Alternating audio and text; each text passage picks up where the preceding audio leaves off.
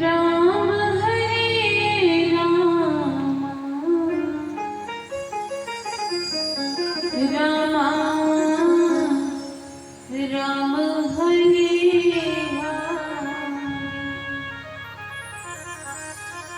हरे कृष्ण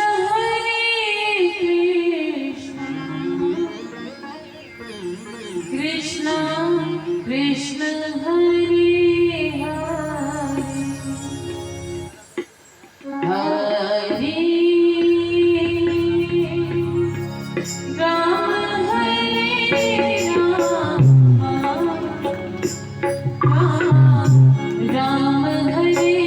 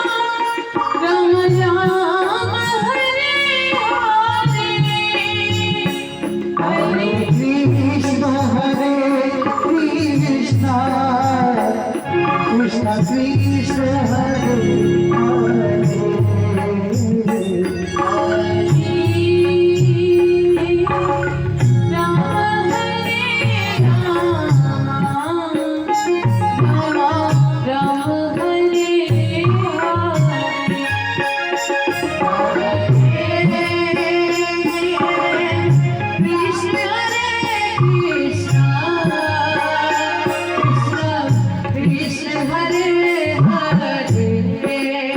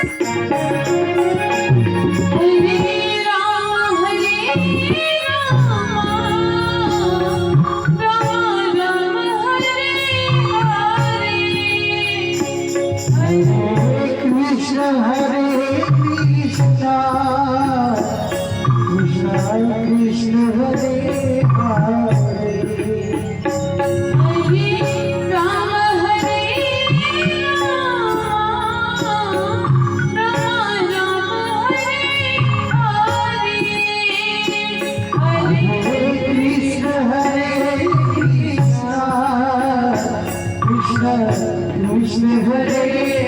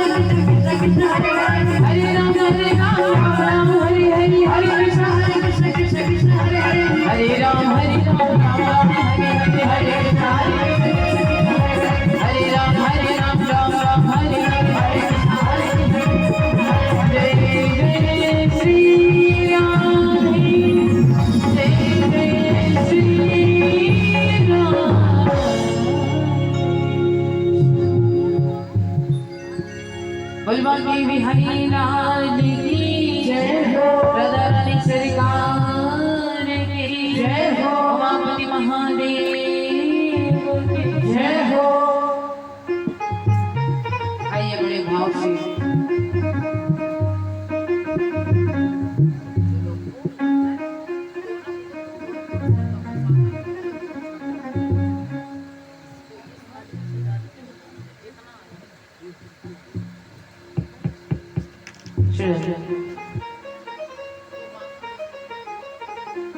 बलवानी बिहारी लाल की जय हो। आइए हम अब भाव से कथा में प्रवेश करें। जैसे कल आप सबको सूचित किया गया था कि आज गोवर्धन पूजा है, 56 भोग लगेगा। तो हमारी कुछ माताएं मैंने सुंदर भोग प्रसाद बना कर लाई हैं, तो चिंता मत करिए। जब गोवर्धन पूजन का समय आएगा तो सबने कोई माखन मिश्री, कोई हलवा, कोई मीठा, जो भी आप लोग श्रद्धा भाव से लाए हैं सब ठाकुर जी को पवाया जाएगा। 56 भोग पाते हैं तो 2 4 10 भोग तो आराम से पा लेंगे, उनके लिए कोई बड़ी बात नहीं है। तो इसीलिए आइए पहले कथा श्रवण करेंगे, फिर गोवर्धन पूजा विश्राम की कथा है। प्रातःकालीन सत्र में आप लोग आए नहीं आए, कुछ लोग आए कुछ लोग शायद नहीं भी पहुंच पाए। क्या है, गर्मी ज्यादा है, सोचते हैं कूलर पंखा छोड़ के कौन जाए कथा सुनने। ये तपती धूप में, ये भीषण गर्मी में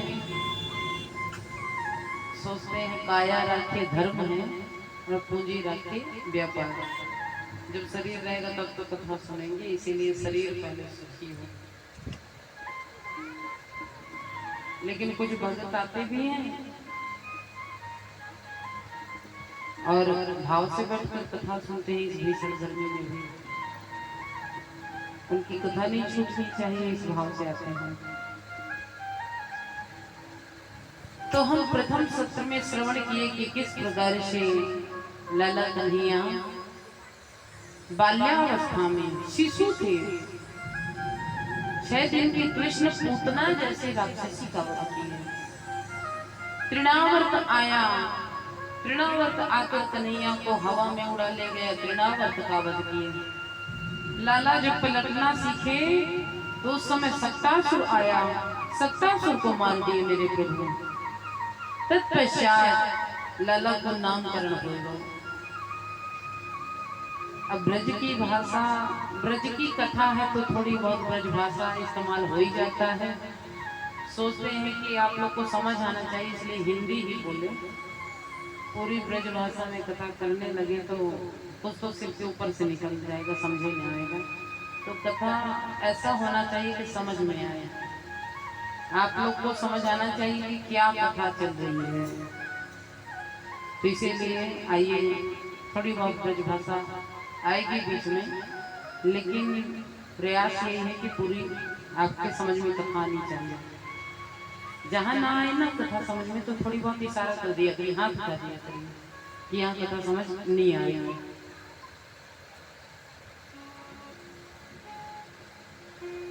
मैया दोनों लालन को नामकरण कर दिए, गर्गाचार्य जी नामकरण किए। सुबह सुंदर लीला श्रवण कर रहे थे ना, खीर प्रसाद बार बार कन्हैया जा जाकर खा रहे थे। अब भैया जो लोग सुबह नहीं आए तो सोचेंगे फिर वही कथा सुनाए, तो वो तो संभव नहीं है। तो खीर प्रसाद बार बार कन्हैया खाए बड़े भाव से। गर्गाचार्य जी तीसरी बार जब खीर का भोग लगाए तो जान गए कि ये साक्षात नारायण है, दर्शन पा गए नारायण का। तो अब अपने हाथों से खिलाने लगे नारायण को।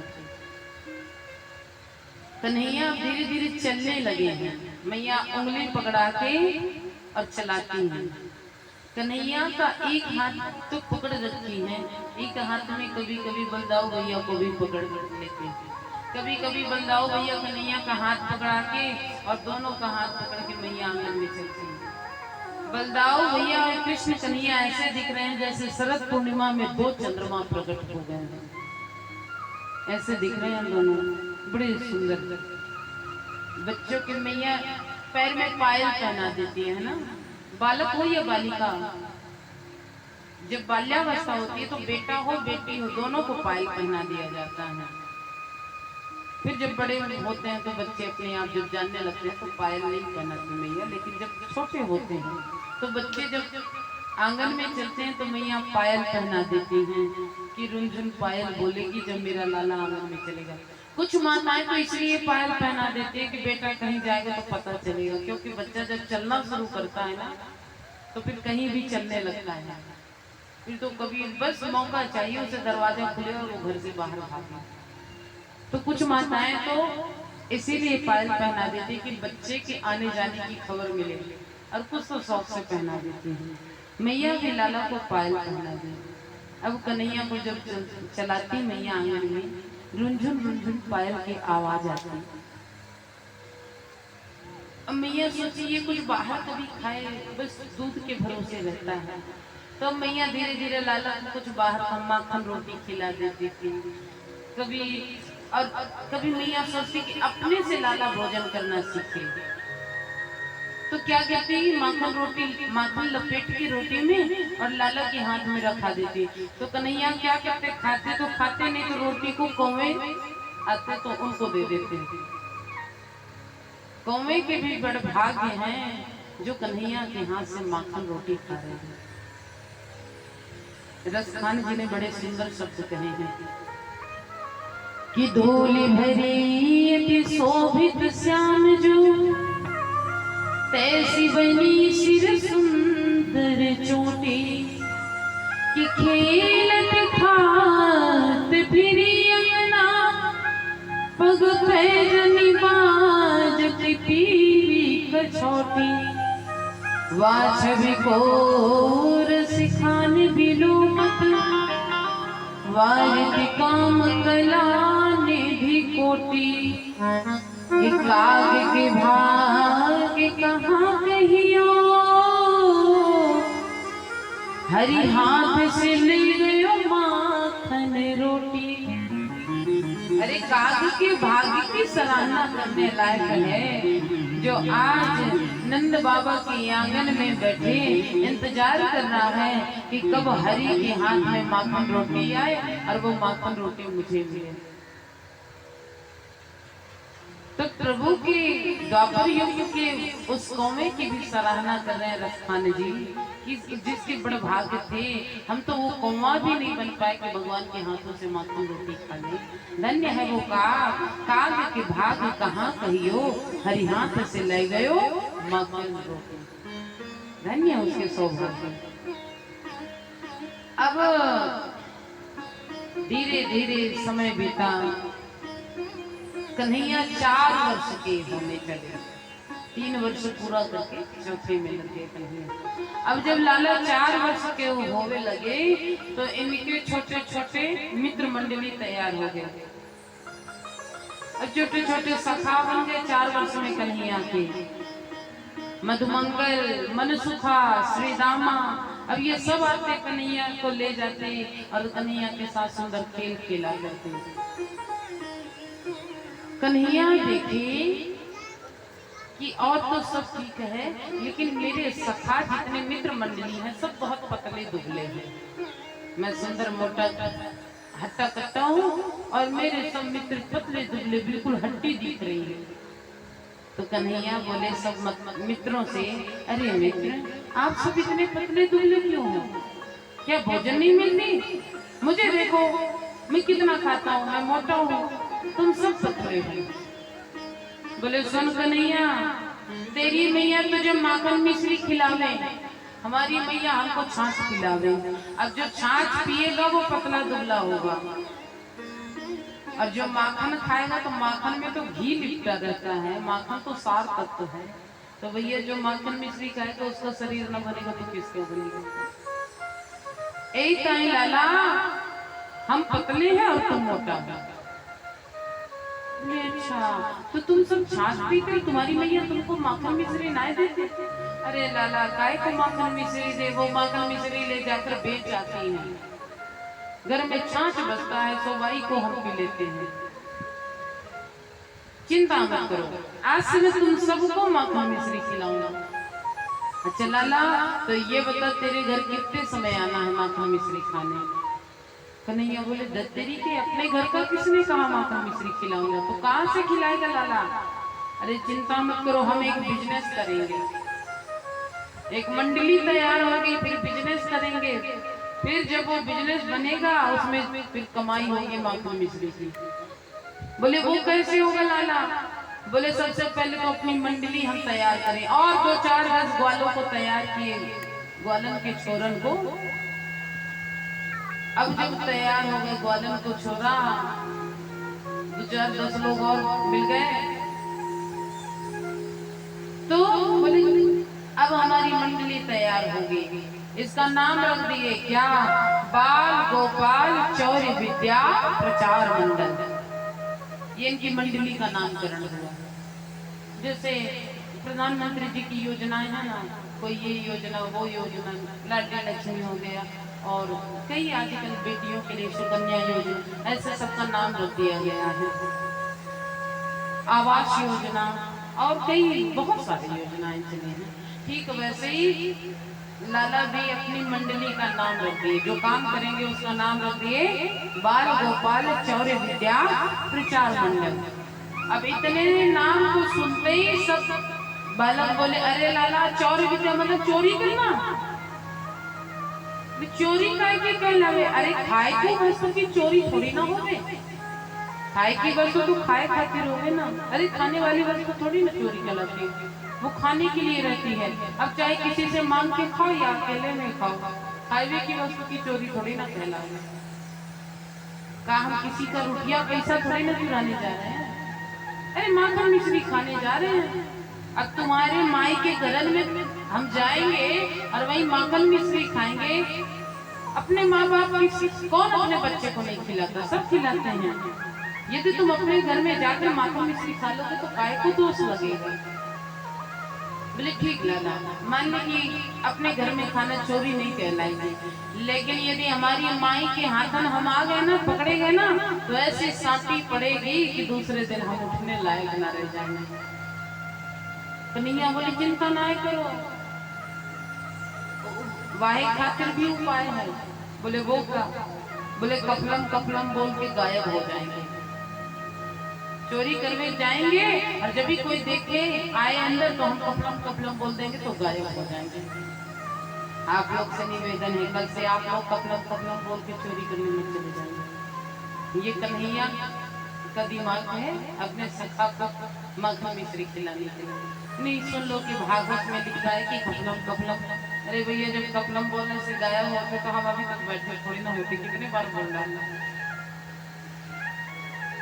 इसलिए खाए की वस्तु की चोरी नहीं कहलावे। चलो मंडली तैयार हो गई, अब तो जाने लगी। एक एक करके एक एक गोपी के घर जाते और रात को जाते माखन मिश्री चुराते। ये फिर दोपहर में जब सब बाहर काम पे चले जाते तब जा जाके गोपियों के घरों में माखन चुराते और माखन चुराते माखन खाते, सबको खिलाते प्रभु, और मटका को भी नहीं छोड़ते, उसे भी फोड़कर चले आते। कोई कोई मैया क्या करती कि जल्दी से जाकर माखन मिश्री बेच आती कि कहीं ये नंद को छोरा ना आ जाए, नहीं चोरी कर लेगा। तो कन्हैया जाके जब किसी के यहाँ माखन मिश्री नहीं पाते थे ना, तो जाके वो गाय के बछड़े को पहले छोड़ देते, मतलब गाय दूहने से पहले बछड़ों को छोड़ देते। वसान मुंचन कटित समयो क्रोश संजात हास, असमय समय में छोड़ देते। माई लोग कब बछड़ा छोड़ती हैं? जब गाय दूह लेती हैं, दूध निकाल देती है तब बछड़ा छोड़ती हैं।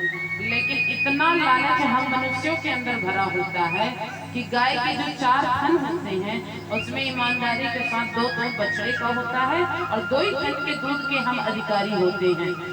लेकिन हमारे अंदर इतनी लालच भरी होती है कि 4 थन के दूध हम ले लेते हैं और जब थन खाली हो जाता है तो बछड़े से छोड़ते हैं। सोचते अब बछड़ा पी लेगा ना, काय को पिएगा जब उसमें दूध ही नहीं बचा, फिर वो बछड़ा भूखा रह जाता है। सबसे पहला अधिकार गाय के थन में उसके बछड़े का है। यदि गाय दोहने भी जा रहे हो तो केवल 2 ही थन को दूहना चाहिए, 4 थन का दूध कभी नहीं लेना चाहिए, 2 थन बछड़े के लिए छोड़ देना चाहिए। अब तो बछड़े को छोड़ देते कन्हैया, जब तू अपनी मैया का दूध पी, बछड़े को छोड़ देते, बछड़ा भी जाकर उस दिन तृप्त हो जाता। भगवान सोचते मुझे मिल जाए प्रसाद, मुझे ना मिले तो ये बछड़े को मिल जाए, लेकिन ये गोपी को नहीं मिले। अब तो सब गोपियां परेशान, यशोदा मैया के घर आकर शिकायत करती, मैया के पास आती, ओ मैया आजकल तेरा लाला बहुत ज्यादा चोरी करने लगा, मैया चोरी कर तुम्हें आवे और माखन मिश्री खाए को तो खावे लेकिन मटका भी फोड़ जावे। यशोदा मैया बोली रुक जाओ, आ जाने दो लाला को, खूब मारूंगी। सो सखियां कहते मैया थोड़ी सी डांट लगा देना, लेकिन मारना मत। आती शिकायत करने, लेकिन यशोदा मैया से कहती कि कन्हैया को नहीं मारना। सब खूब कृष्ण से प्रेम करते, सखियां इंतजार करती, माखन मिश्री बेचने भी जाते तो थोड़ा बचा देते कि कहीं कन्हैया चोरी कर ले। यदि माखन मिश्री ना रहेगा तो कन्हैया हमारे घर नहीं आएंगे, ये सोच के सखियां तो इंतजार करती कि कब हमारे घर कन्हैया आए। और जिसके घर कन्हैया ना जाते वही शिकायत लेकर पहुंच जाती। क्यों? क्योंकि पूरा दिन बीत जाता, आज लाला का दर्शन नहीं मिला, तो सखी उल्लाहना के बहाने कन्हैया को देखते चली जाती।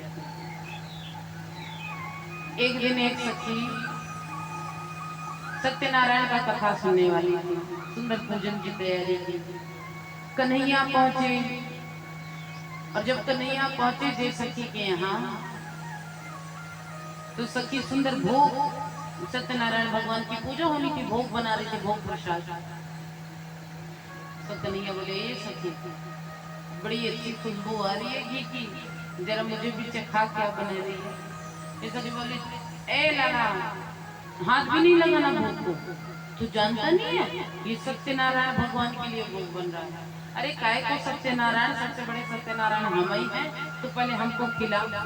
अब ये सखी बोली हाथ नहीं लगाना, नहीं तो मैं तेरी मैया से शिकायत कर दूंगी, चल दूर हट यहाँ से। अब कन्हैया को डांट के हटा दी सखी। कन्हैया क्या किए, जहाँ पर सुंदर चौका लगा के पटा बिछाई थी, आसन बिछाई थी, सत्यनारायण भगवान की मूर्ति स्थापित की थी। कन्हैया सत्यनारायण भगवान को हटाए और लीला किए। सखी को बोले सखी जब तेरे सत्यनारायण भगवान प्रकट हो गए हैं। अब जब इतना बोले कन्हैया, सखी समझ गई जरूर कुछ गड़बड़ करके ये आया होगा। दौड़े दौड़े गई, देखे तो पटा में सत्यनारायण भगवान की मूर्ति गायब और एक पिल्ला कुत्ते का बच्चा बैठा है। सखी बोली लाला जी तू क्या किया? बोले अभी तू कुछ नहीं है, अभी तेरे को और सजा दूंगा। और कन्हैया इतना कहकर चले गए। सखी फिर चौका लगाई, पवित्र की, स्नान की, फिर आके भोग प्रसाद बनाए, फिर सत्यनारायण की पूजा की। चारों नगर, चारों ओर आसपास के नगर में और गोकुल धाम में तो शोर था ही कि कन्हैया माखन चोर है। अब तो सखियों को दिन में कन्हैया दिखते ही रात्रि सपने में भी कन्हैया दिखने लगे। बलबंके बिहारी लाल की जय हो, ब्रज की गली गली में सो,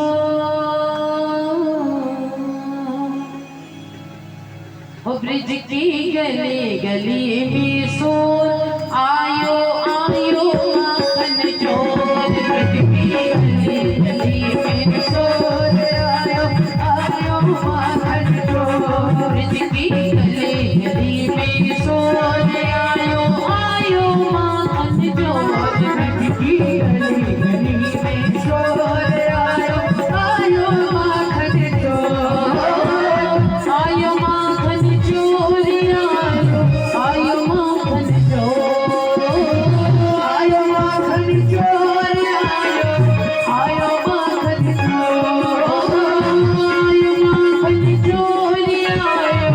माखन चोर, आयो माखन चोर, आयो माखन चोर, आयो माखन चोर।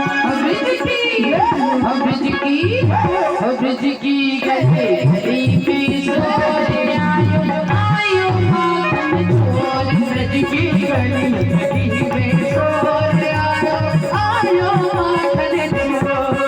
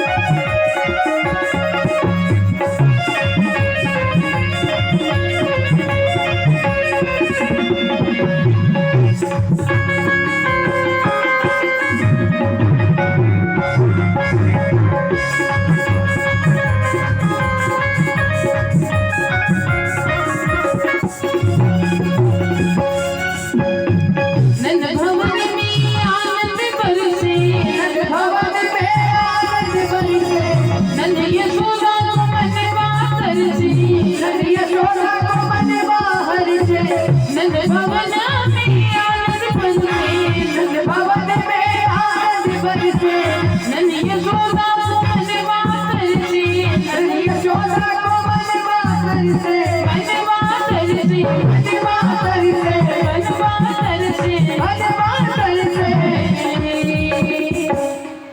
आनंद घोरन छो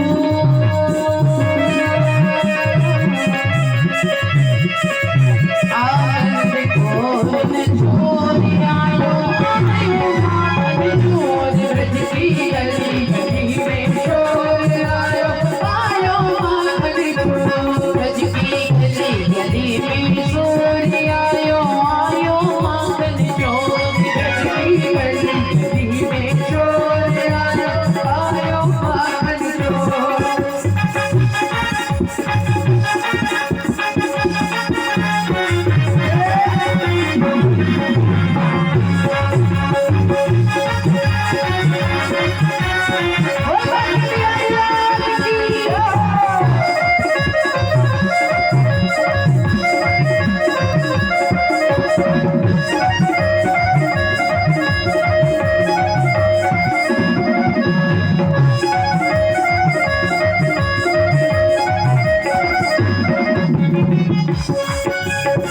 बाजुटी मंगल शहनाई, बाजुटी मंगल शहनाई, जन्म लियो है कुंवर कन्हाई, जन्म लियो है कुंवर कन्हाई।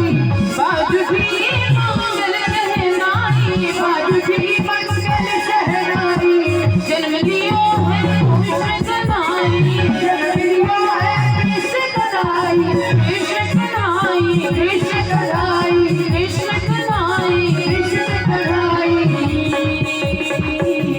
होगी कोयल पपिहा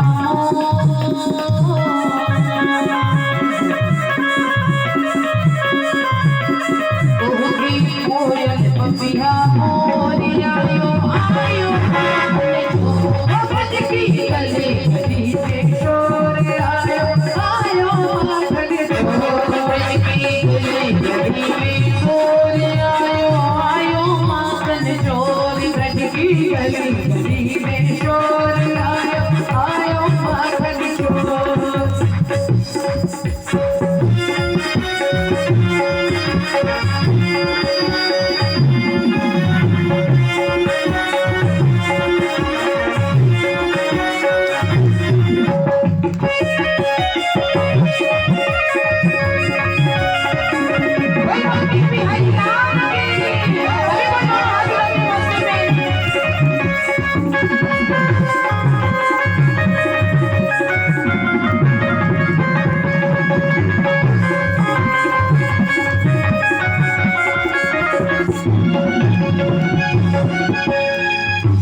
यशोदा तेरो लाला, यशोदा तेरो लाला, सारी जग का है रखवाला, सारे जग का है रखवाला।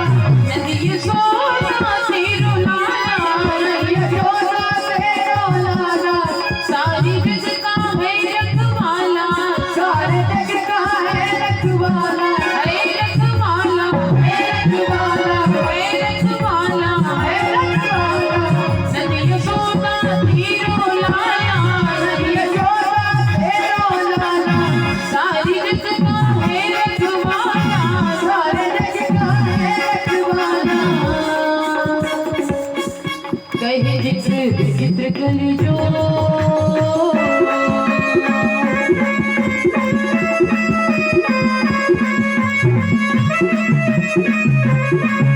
कभी भाव से हो कहे जिक्र विचित्र कर जो रे आयो आयो माखन जो ब्रज की गली शोर आयो आयो माखन चोर। आयो माखन चोर आयो माखन चोर आयो माखन चोर आयो माखन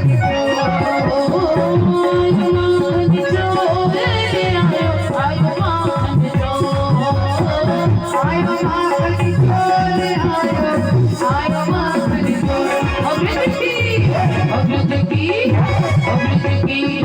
गली में शोर आयो आयो ब्रज की गली में शोर आयो आयो माखन चोर। अमृत की गली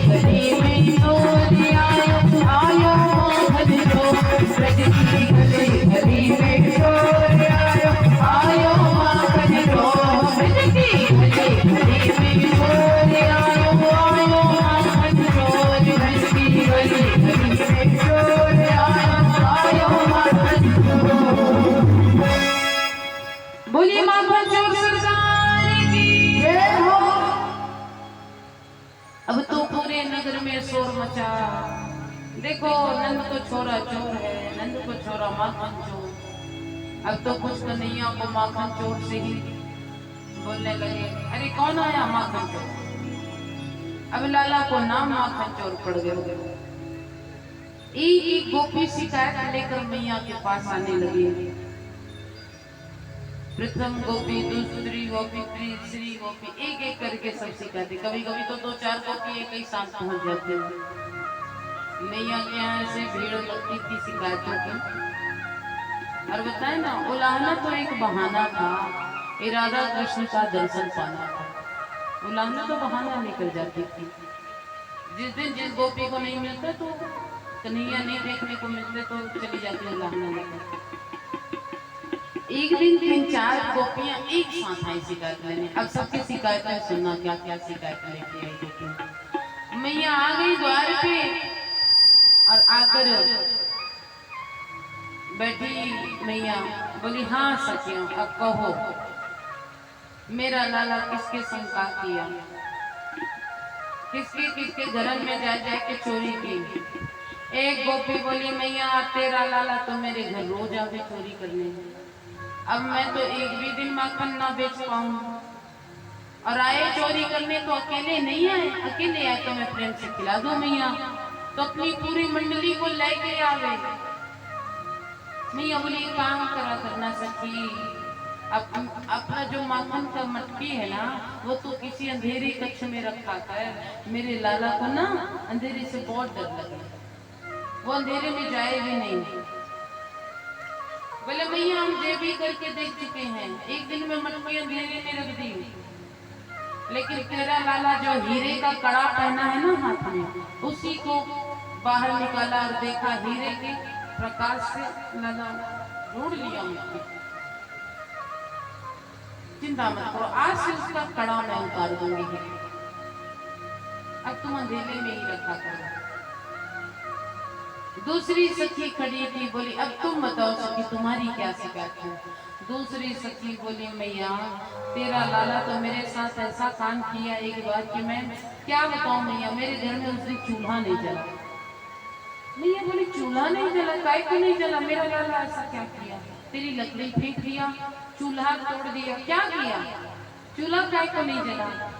बोली, सुबह में बाल भोग बनाई नहीं, सब प्रसाद पाए, सब चले गए अपने काम के लिए। तेरा लाला आया, मैं देख ली उसे माखन चुराने आया था, चोरी नहीं किया, माखन चुराने आया था, मैं पकड़ ली। हाँ, मैं बोली, रुक जा, अब तेरी मैया को मैं बुला के लाती हूँ, पहले तुझे खम्भे में बांध दो। अब तेरे लाला को मैं खम्भे में बांधने लगी, बड़ी सी रस्सी लेकर, उसका हाथ नहीं छोड़ी, हाथ पकड़ रखी थी, और रस्सी को लेकर घूम घूम कर खम्भे में बांध, घूम घूम कर रस्सी और कस कस के बांधती। लेकिन पता नहीं तेरा लाला कैसे छूट जाए, उसे मैं बांध ही नहीं पा रही थी। सोचो, जो संसार के बंधन को छोड़े उसे कोई कैसे बांधा। भगवान तो एक ही बंधन में बंधते हैं, वो है प्रेम का बंधन। यदि कोई भगवान को बांधना चाहे ना तो प्रेम से बांध सकता है।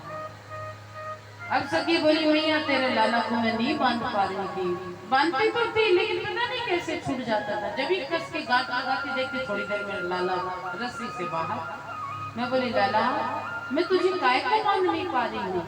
बोले, सखी तो को बांधने वाले ना आया, ला रस्सी में तो को सिखाए दो बांधना। अब हमको लाला खंबे के पास खड़े कर दियो और ले रस्सी को घूम घूम कर वो वैसे ही गांठ लगाया जैसे मैं लगाई। लेकिन मैया अब मोह को बांध दियो। मैं बोली, हाँ लाला मैं सीख गई बांधने वाली, अब तू मोह को छोड़ तो मैं को बांधू।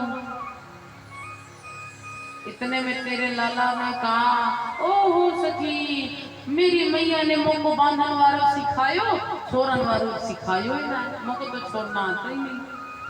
और मैया पूरे दिन में वही खंबे टाइम बंधी रह गई, पूरे दिन बंधे रह गई। घर में चूल्हा ना जलो, भोजन ना बनो। जब मेरे पति सास ससुर सब आए बाहर से, खूब डांट लगाए, सबको भूख लगी थी कैसे मैया, अब सब भूखे रहे। जब मेरी रस्सी छोड़े तब मैं जाके चूल्हा में आग जलाई, भोजन बनाई। इतना ही तेरा लाला करे। बोले चिंता मत करो, आज से मैं उसे छोड़ना भी सिखा दूंगी। मैया छोड़ना ना सिखा बल्कि उसकी चोरी छुड़वा, कि वो चोरी करना छोड़े। मैया बोली हाँ सखी ठीक है, अब चोरी करना उसको छुड़ा दूंगा। अब मैया सुनती भी मंद मंद मुस्कुराती हुई कि बताओ मेरा लाला इतना उस पर डांग करे। एक सखी खड़ी थी, मैया बोले हाँ सखी अब तुम बोलो। बोले मैया मैं तो तेरे लाला को माखन चुराते रंगे हाथ पकड़ ली, उसके मुख पर माखन लगा था, हाथ भी माखन मिश्री लगे थे, मैं तेरे लाला को पकड़ ली। मैं बोली चल लाला अब तुझे तेरी मैया के पास ले चलूं। मैं ला रही थी तेरे लाला को तेरे पास। अब हुआ क्या कि बाहर बड़े बुजुर्ग बैठे थे, पर्दा करता थी, घूंघट डाल दी मैया। अब घूंघट डाली है, लाला का हाथ पकड़ी है, चली जा रही है, पीछे मुड़ के देख भी नहीं रही है। अब बीच बीच में हाथ बदलने लगती थी, दाहिने हाथ में पकड़े पकड़े हाथ दुखने लगता था तो बाएं हाथ में पकड़ लेते उनका हाथ, पीछे से फिर दाहिने हाथ में, फिर ऐसे करते करते मैया बोली मैं लाई तेरे द्वार तक अभी तेरे लाला को दिखाई, लेकिन पता नहीं कब तेरा लाला मेरे हाथ से छूट गया, अपना हाथ छुड़ा लिया। और जब यहाँ पहुंची तो मैं देखी तो मेरे हाथ में तेरा लाला नहीं था बल्कि मेरा खुद का लाला पकड़ा हुआ। मैं अपने लाला को पकड़ी थी। मैं बोली कहाँ गया कन्हैया? बोले वो तो चला गया मैया, तो मुझे पकड़ के ले आई, अब तुझे क्या कहूँ मैया, कैसे शिकायत करूँ तुझसे? मैया बोली चिंता मत करो सखिया, खूब डांट लगाऊंगी। अब सब सखियां शिकायत कर करके चली गई और कह गई मैया लाला को मारना मत, नहीं थोड़ी सी डांट लगा देना बस, लेकिन मारना नहीं। सब सखियां चली गई शिकायत करके। एक सयानी सी मैया थी, बूढ़ी सी मैया, और मैया बैठी वहीं खड़ी थी। मैया यशोदा मैया बोली आप मेरे लाला की शिकायत लेके आई हैं? वो मैया बोली हाँ यशोदा मैं भी तेरे लाला की शिकायत लेके आई हूँ। आपके साथ मेरा लाला क्या किया? आपकी भी माखन मिश्री चुराया? अरे यशोदा मेरे साथ तो तेरा लाला वो किया कि मुझे बतावन वाले भी शर्म आवे। अरे क्या किया मेरा लाला कि आपको बतावन वाले शर्म आए? बोले मैया कल तेरा लाला है मेरे यहाँ माखन मिश्री खाने, मेरे पति ले जाके माखन बेचा थे, मैं क्या करती? बोले रुक जा सकी, आज तो मेरे लिए माखन मिश्री नहीं रखी, आज तुझे दंड दूंगा। रात्रि में तेरा लाला पता नहीं कब आया, वो सोता भी है कि नहीं, उसे नींद आती भी है कि नहीं, रात्रि कालीन मैं मेरे पति आराम से लेटे थे। मेरे पति की लंबी लंबी दाढ़ी, मेरी लंबी लंबी चोटी, मेरे पति की दाढ़ी से मेरी चोटी गांठ लगा दी। अब मैया रात्रि में मुझे प्यास लगी, मैं उठी जल पीने के लिए, और जब उठी जाने लगी तो इधर मेरे पति की दाढ़ी खिंचती और इधर से मेरी चोटी खिंचती। मैं कहती अरे क्या कर रहे हो? मेरे पति कहते अरे तू क्या कर रही है भगवान, छोड़ मेरी दाढ़ी। मैं कहती छोड़िए आप मेरी चोटी। अब हम दोनों में आपस में झगड़ा मचा कर रहा था। उनको लगे मैं उनकी दाढ़ी जानबूझकर खींच रही हूँ और मुझे लगे वो मेरी चोटी खींच रहे हैं। अंत में जब खूब झगड़ा हुआ मैं बोली रुक जाओ पहले दीपक जलाऊं, तब जाके मैं दीपक जलाई। जब दीपक जलाई देखी तो मेरी चोटी उनकी दाढ़ी से कस की गांठ लगी थी। पूरी रात हम लोग दाढ़ी और चोटी की गांठ खोलते रह गए, मैया नहीं खुली। अब मैं अपनी चोटी तो काट नहीं सकती थी, विवाहित स्त्री हूँ, चोटी कैसे काटूं? अंत में मैया मेरे पति को अपनी दाढ़ी से बहुत प्रेम है, लेकिन अंत में मेरे पति को अपनी दाढ़ी काटनी पड़ गई। और देख मैया आज भी मेरी चोटी में मेरे पति की दाढ़ी छोड़ गई है और सब दिखाई गांठ लगा चोटी में दाढ़ी। मैया उसका मदद की गांठ खोलने में। मैया खोल रही थी, लाला अंदर खड़े खड़े लीला किए, वो दाढ़ी खुल गई छोटी से। सखी चली गई। बोली हाँ मैया चल ये अच्छा हो गया कि मेरी चोटी का गांठ खुल गया, लेकिन लाला को समझा देना मैया, ऐसा दंड ना दिया करे। मेरे पति को अपनी प्रिय वस्तु अपने से दूर करना पड़ा, अपनी दाढ़ी काटनी पड़ी। मेरे पति बड़ी दाढ़ी के शौकीन हैं। मैया बोली रुक जाओ, आज तो मैं लाला को मारूंगी। नहीं मैया मारना मत, तेरा लाला बड़ा सुंदर है, तू अपने लाला को मारना मत। सखी समझा कर चली गई। मैया लाला को बुलाई, कन्हैया इधर आ। कन्हैया दौड़े चले। काय मैया ये सब सखियां क्या बोल रही थी?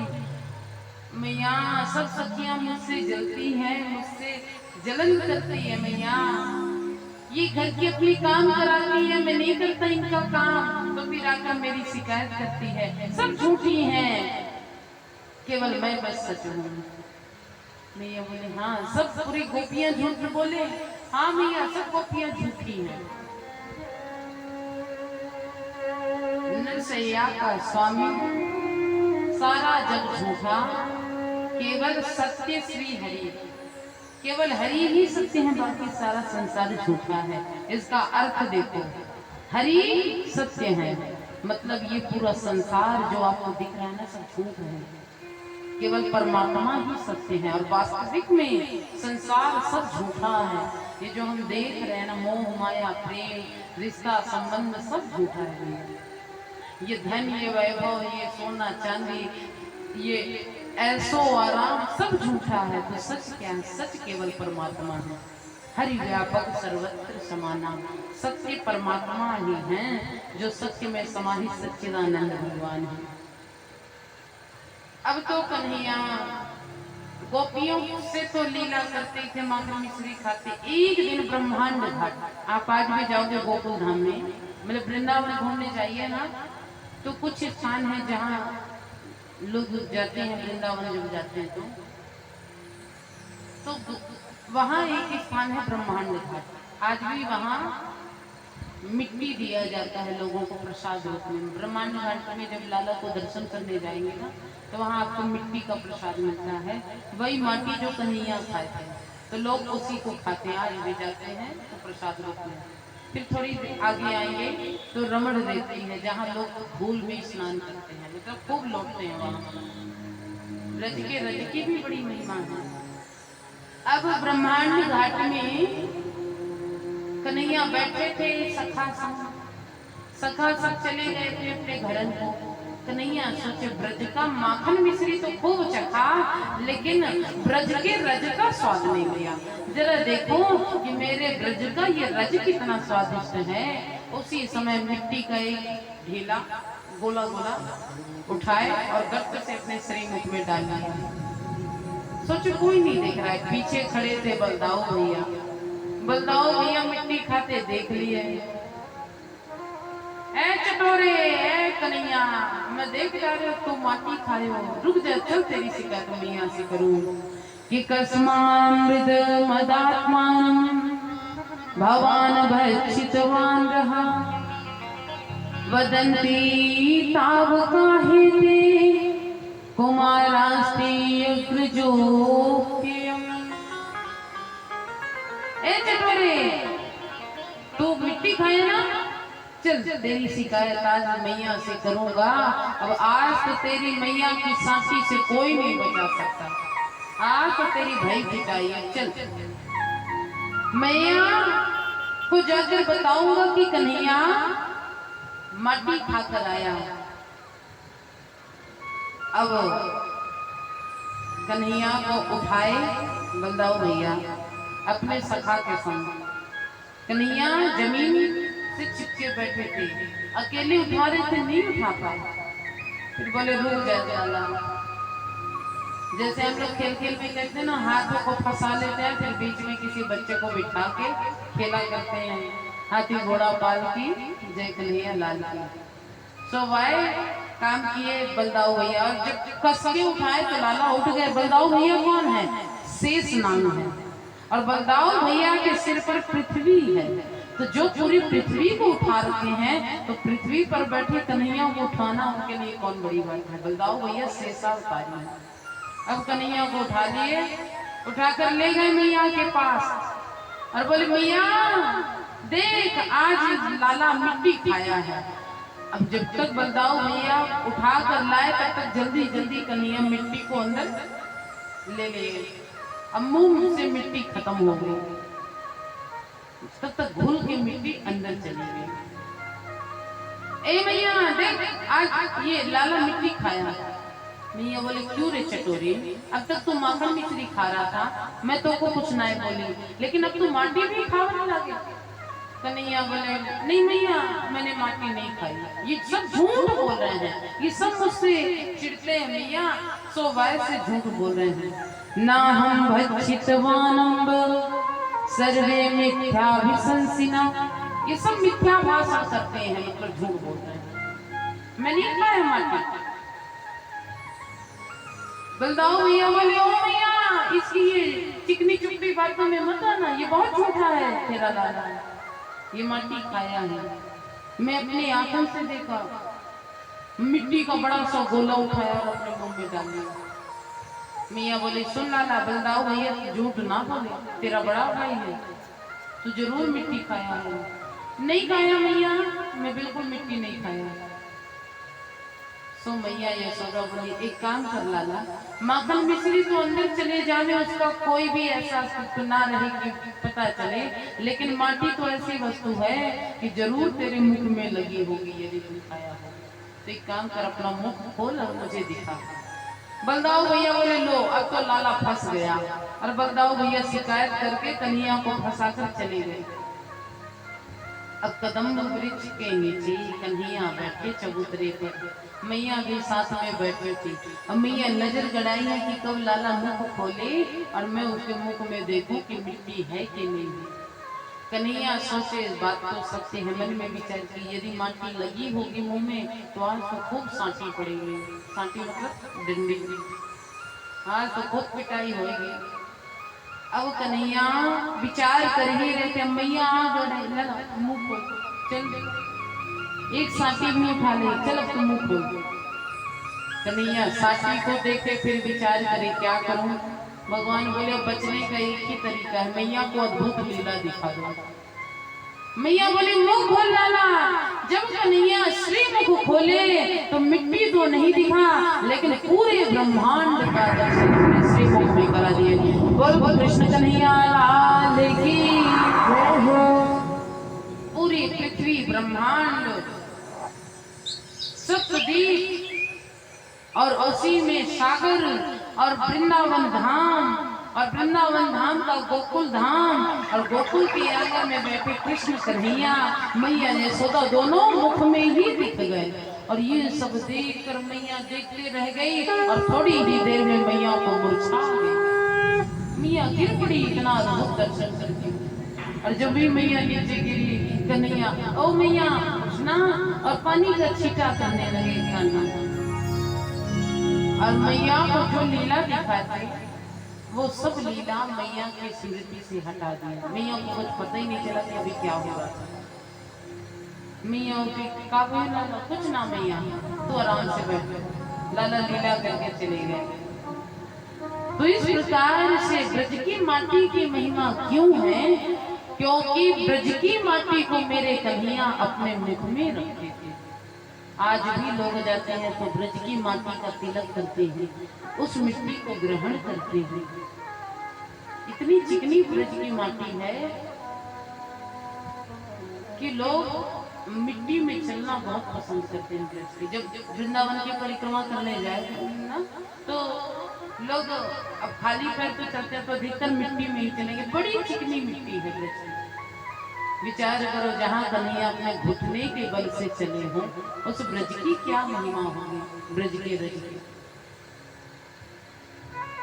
एक बार की बात है कि एकदा गृहदासी सो यशोदानंद गेहिनी कर्मांत नियुक्ता सो निर्ममंथम स्वयं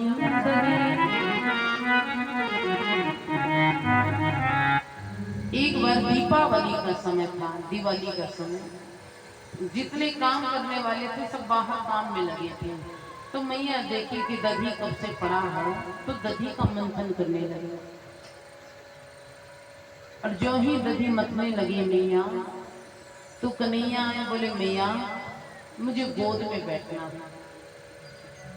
मैया बोली रुक जा लाला, दधी मत रही हूँ। नहीं मैया मुझे गोद में बैठना है। और आके जिद करके कन्हैया मैया की गोद में बैठे। अब मैया को दधी मथते नहीं बन रहा है, लाला को गोद में बिठा कर। बोलबा के बिहारी लाल जय हो।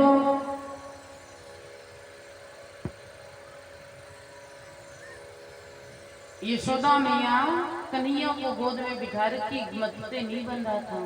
सो मैया बोली रुक जा लाला, चूल्हे में दूध टंगा रखी थी मैया मटके में। पहले लोग मिट्टी के बर्तन में दूध पकाते थे और बड़ा स्वादिष्ट था। हम लोग भी मिट्टी के बर्तन का दूध चखते हैं। अब कहाँ, तो गैस हो गया, चूल्हा हो गया, कंडे के आग में मिट्टी के बर्तन में। अभी हमारी कथा इससे पूर्व हरदोई में हो रही थी, तो वहां हम देखे कि सब लोग इतना ज्यादा उपले, कंडे का उपले बना कर रखते थे, गोबर का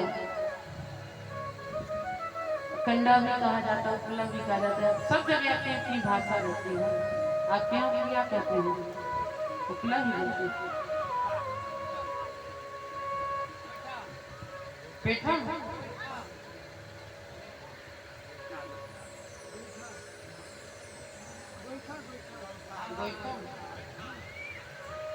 इसलिए पूछते हैं ना कि याद रहता है तो फिर कहीं बात करते हैं तो ये बोलते हैं बिहार में ये शब्द बोलते हैं। जैसे हरदोई में गए थे तो वहाँ उपले बोल रहे थे, मध्य प्रदेश में कंडे ही बोलते हैं। आपके यहाँ कोयठा, जानकारी होनी चाहिए। तो वही कंडे को बनाते हैं, उसी का आग जलाते हैं। आज भी हरदोई में जब आप जाओ तो वहाँ उसे जलाकर उसी में दूध पकाते हैं। बड़ा स्वादिष्ट रहता है उसका पका हुआ दूध। अब मिट्टी के बर्तन में यदि पक रहा हो वो दूध, तब तो और बहुत ज्यादा स्वादिष्ट। पहले काले काले मिट्टी के बर्तन में दूध पकाया जाता है। अब गैस आ गया, चूल्हा आ गया, बाहर भी गैस, इंसान के अंदर भी गैस, चारों तरफ गैस ही गैस भरा है। खाली पेट हो तो गैस, ज्यादा खा लो तो गैस, पता नहीं कितना संसार में गैस आ गया। सरकार ने भी दे दिया सबको गैस, लो। क्योंकि खान पियन ऐसा हो गया है कि लोग, स्वास्थ्य लोगों का ठीक नहीं रह पा रहा है। खाद्य पदार्थ हैं, इंजेक्शन लगते हैं जब सब्जियों में, तो सब्जी बढ़ती है नहीं, सब्जी नहीं होती है। साग सब्जी के लिए उनमें भी इंजेक्शन लगाए जाते हैं, दवाइयां डाली जाती हैं। पहले खाद्य भी बनते थे तो गोबर के बनते थे। अब आजकल सब मार्केट से आता है हाइब्रिड बीज, उसी से सब कुछ होता है। तो बताइए, इतना खाद्य पदार्थ जब हम खाएंगे ऐसे दवाइयों से मिला हुआ, तो क्या होगा इंसान का? 50 वर्ष जीने के बजाय 40 ही वर्ष जिएंगे। हमारी आयु 100 वर्ष की है, लेकिन हमें नहीं लगता कि हम लोग 100 वर्ष जिएंगे। जिएंगे नहीं लगता, नहीं जिएंगे, मुश्किल है, नामुमकिन। हमारे गुरु जी की आयु 130 वर्ष है, ऊपर ही होगी, उससे कम नहीं है। 100 वर्ष से ऊपर जी रहे हैं हमारे गुरु जी, और हम लोग लगता है कि 50 पहुंच जाए तो बहुत ज्यादा सौभाग्य है। कोई गारंटी नहीं है। आजकल बस छोटे छोटे बच्चों को इतनी बड़ी बड़ी बीमारियां हो जा रही हैं, बहुत बड़ी बड़ी बीमारियां, परेशान है सब। तो मैया मिट्टी के में बर्तन में, सुंदर चूल्हे में दूध पका रही थी। उसी समय आग ज्यादा तेज से दूध में उफान आया। कन्हैया को नीचे रखी और दौड़ कर मैया चली गई दूध उतारने के लिए चूल्हे से। कन्हैया को लगा मैं माँ को बड़ी सरलता से मिल गया, तो मेरी कोई इज्जत ही नहीं है, मेरी कोई वैल्यू नहीं। तो कन्हैया यह विचार कर एक जो मथानी थी वही डंडा उठाए और एक एक करके सारी मटकी फोड़ दिए, दूध दही की नदियां बह गई। अब जब नदियां गई तो कुछ बानर भी है, तो सोन बंदरों को भी दूध दही खिलाए। लो, सब राम राज्य में तुम सूखे पत्ते खाते थे, लो अब के बाद दूध दही खाओ। इनको भी खिलाए, जो ससुर ग्वाल वाल थे उनको भी खिलाए। अब तो यशोदा मैया जब दूध उतार कर आग बुझाकर, आग को धीमा करके जग टंगा कर आए दूध को चूल्हे पर, सो उसी समय आकर देखी यहाँ तो नदियां बही हैं दूध दही की। अब जब दूध दही की नदियां बहे देखी मैया उखल लेकर आई, एक रस्सी लाई और कन्हैया को उखल से बांध दी। अब जबई बांधती तबई वो रस्सी 2 अंगुल छोटी पड़ जाती, तो दबी 2 अंगुलम न्यूनम, 2 अंगुल छोटी पड़ जाती। फिर लाकर दूसरी रस्सी जोड़ती, फिर गांठ लगाने करती 2 अंगुल छोटी। सैकड़ों रस्सियां जोड़ दी मैया, लेकिन 2 अंगुल रस्सी छोटी की पड़ती। क्यों? मानव के जीवन में 2 की कमी रहती है।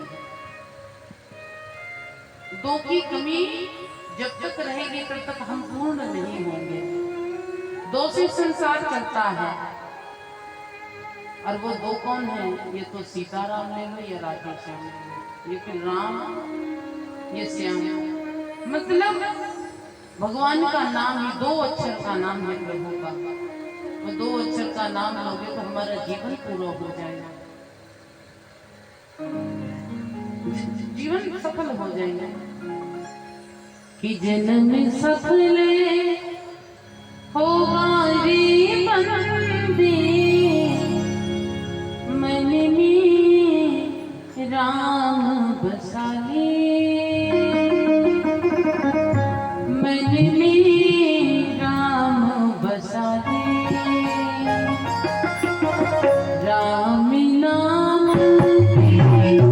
मोती को सौंपी माला पर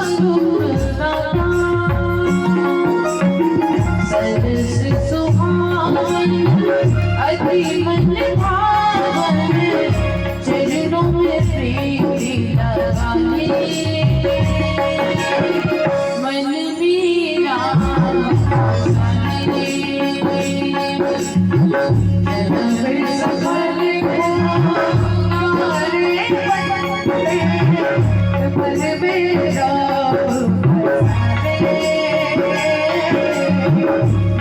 में राम बसा दे।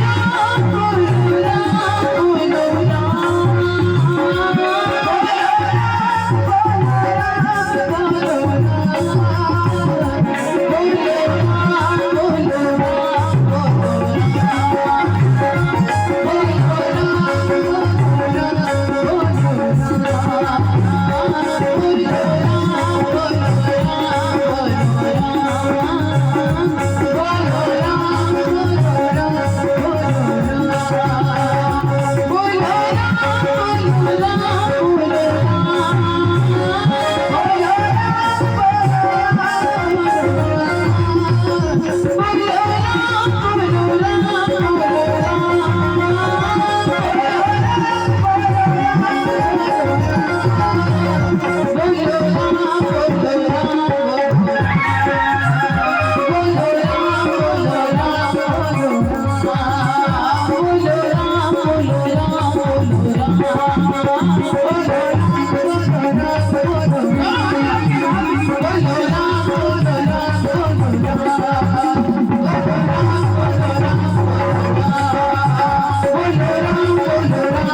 राम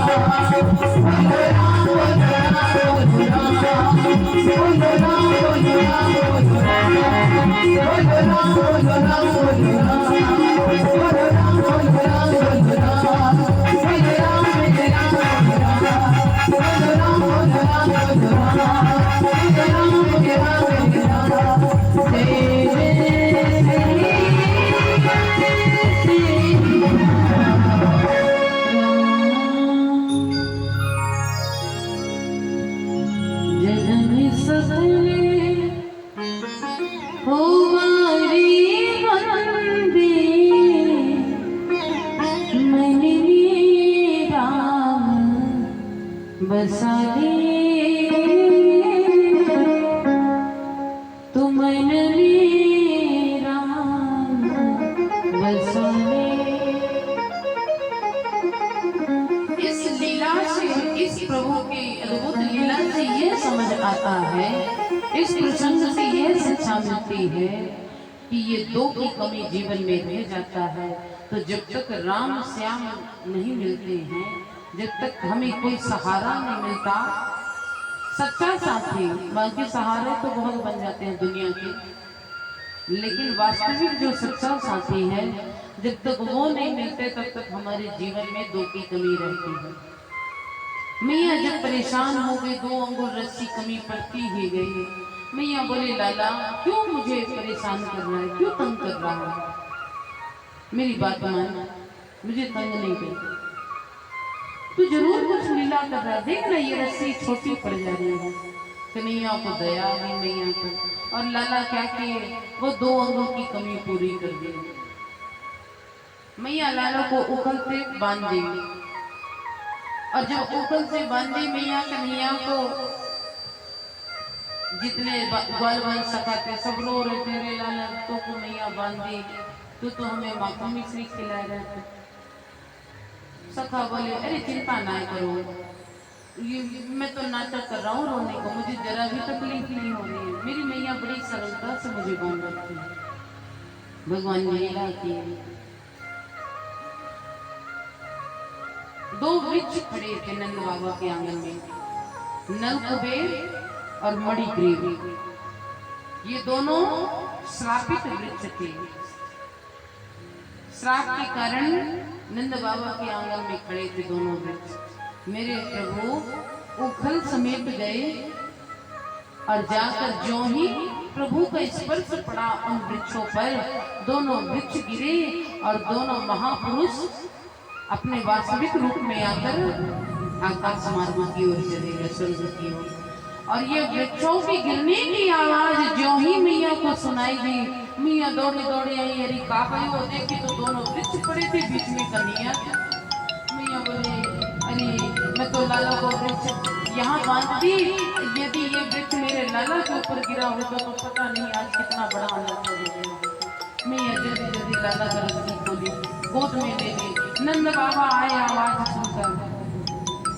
नंद बाबा बोले, यशोदा क्या करती है तू, देख अभी लाला को कितना बड़ा संकट लाला का टला है, यदि ये वृक्ष लाला के ऊपर गिरते तो अभी कितना बड़ा अनर्थ हो जाता।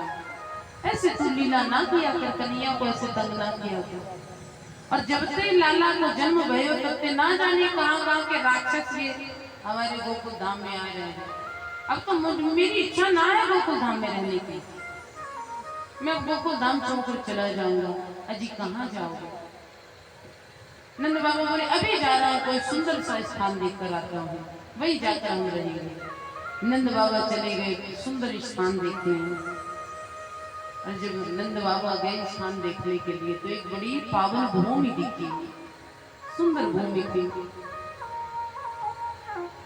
ये कौन सी भूमि है? कि वनम वृंदावनम नाम पश्यव्यम नवकाननम, कि गोप गोपी गवांसिर्यं पुण्याद्रितेण वीरुधम। वनम वृंदावनम नाम पश्यव्यम नवकाननम। ये कौन सा वन है? वृंदावन। वृंदा किसे कहती है? तुलसी को। ये तुलसी का वन है, ध्यान देना, वृंदा तुलसी। और तुलसी मेरे ठाकुर जी को बहुत प्रिय है। 24 घंटे से इसमें बैठे रहते हैं तुलसी। 4 प्रहर 64 घड़ी ठाकुर के ऊपर ठकुराइन चढ़ी है। हमेशा ठाकुर के ऊपर ठकुराइन मतलब तुलसी हमेशा ठाकुर के ऊपर ठकुराइन चढ़ी रहती है, क्योंकि बहुत प्रिय है तुलसी।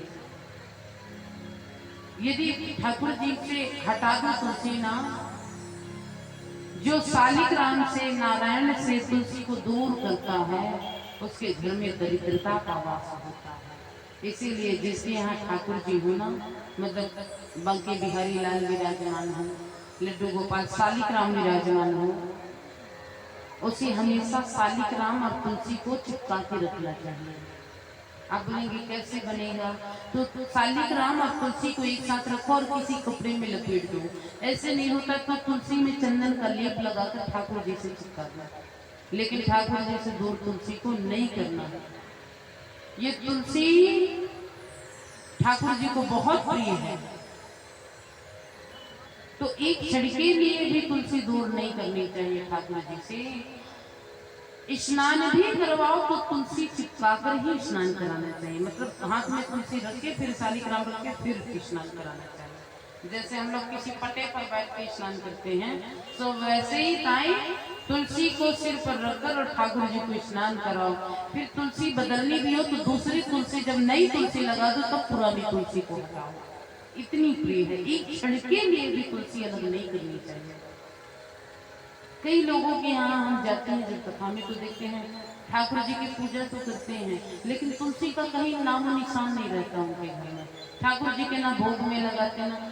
ध्यान देना, जब तक तुलसी दल नहीं पड़ता है भोग में, तब तक ठाकुर जी भोग पाते भी नहीं है। इसीलिए जल में भी तुलसी डालो, और जो भोग लगाते हो ना वहाँ में भी तुलसी डालकर ही भोग लगाओ। बिना तुलसी दल के ठाकुर जी भोग भी नहीं पाते हैं। इन बातों को विशेष ध्यान रखना चाहिए। जो वैष्णव हैं, वैष्णव मतलब रामकृष्ण के भक्त हैं, वो इन बातों का बिल्कुल ध्यान करें, गहन चिंतन करें। जैसे कि भोलेनाथ बिना बेलपत्र के भोग नहीं लगाते, भोलेनाथ के भोग में बेलपत्र चढ़ा डालना चाहिए। वैसे तुलसी भी भोले बाबा को अर्पण की जा सकती है। कुछ लोग मानते हैं कि तुलसी भोले बाबा को नहीं चढ़ती, लेकिन ध्यान देना, शिव महापुराण में वर्णन है कि भोले बाबा को तुलसी चढ़ सकती है। सभी देवी देवताओं को तुलसी अर्पण किया जा सकता है, केवल गणेश जी को छोड़कर। गणेश जी को तुलसी कदापि नहीं चढ़ाएं, क्योंकि गणेश जी तुलसी का त्याग किए हैं। तुलसी मैया तप कर रही थी, उस क्षण गणेश जी वहां से गुजरे तो गणेश जी के देखकर मोहित हो गई माता तुलसी। उसी क्षण वृंदा, उसी क्षण उनका त्याग कर दिए। बोले सुनो, तुम सबको प्रिय होगे, लेकिन मुझे कदापि प्रिय नहीं होगी। इसीलिए गणेश जी में तुलसी नहीं चढ़ानी चाहिए। तो क्या चढ़ाए गणेश जी में? गणेश जी में दूर्वा चढ़ानी चाहिए, मतलब दूबी। जानते हैं ना दूर्वा? जानते होंगे, यज्ञ हो रहा है, इतना पूजा पाठ आप लोग करते हैं। यहाँ हर स्थान पर मंदिर बने हुए हैं, कहीं भोलेनाथ का मंदिर, कहीं हनुमान जी का मंदिर है। और हम देखते भी हैं, सुमित भैया जी के यहाँ ठहरे हुए हैं, तो वहाँ देखते हैं कि सुबह हनुमान जी के मंदिर में भी भीड़ लगी रहती है।